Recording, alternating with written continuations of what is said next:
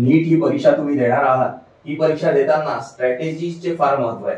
फक्त अभ्यास करून तुम्ही ही परीक्षा नाही क्रॅक करू शकत। या परीक्षेचा एक अतिशय महत्त्वाचा अँगल आज आपण बघणार आहोत।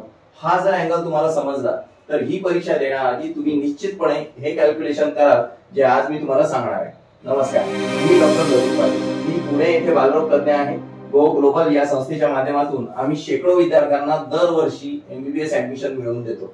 तुम्हाला सुद्धा 100% आम्ही ऍडमिशन मिळवून देऊ शकतो। पण त्याआधी सर्वात महत्त्वाची गोष्ट म्हणजे नीटची परीक्षा।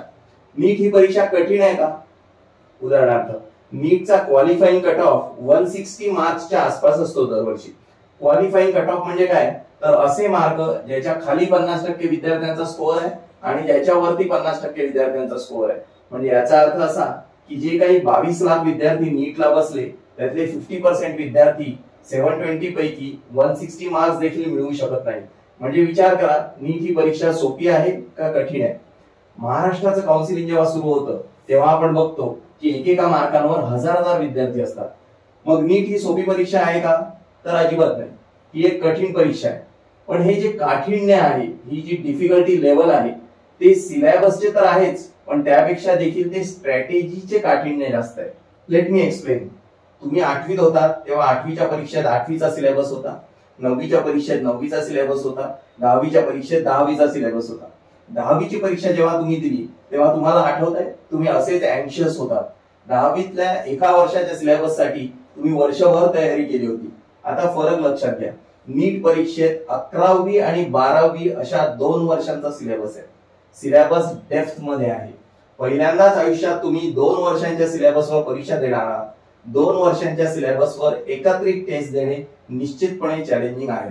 पण त्यापेक्षा देखील काठिण्य पातळी दुसऱ्या एका कारणामुळे वाढते। 8वी 9वी 10वी प्रमाणे अभ्यास करायची आणि पेपर सोडवायची सवय विद्यार्थ्यांना लागलेली असते। त्यामुळे नीट परीक्षेकरता लागणाऱ्या स्ट्रॅटेजीज ते डेव्हलप करू शकत नाही। हाच खरा प्रॉब्लेम आहे। एक सिंपल लॉजिक तुमच्या समोर मांडतो। समजा ओपन किंवा जनरल कॅटेगरीचा विद्यार्थी आहे, त्याला जर गव्हर्नमेंट मेडिकल कॉलेजमध्ये एमबीबीएस पाहिजे असेल तर त्याला नीट मध्ये 600च्या वर मार्क्स आणावे लागतील। याचा अर्थ असा की इफेक्टिव्हली त्याचे 150 क्वेश्चन्स बरोबर येणं गरजेचं आहे। कारण एका प्रश्नाचे उत्तर जर बरोबर आले तर तुम्हाला 4 मार्क मिळणार आहे।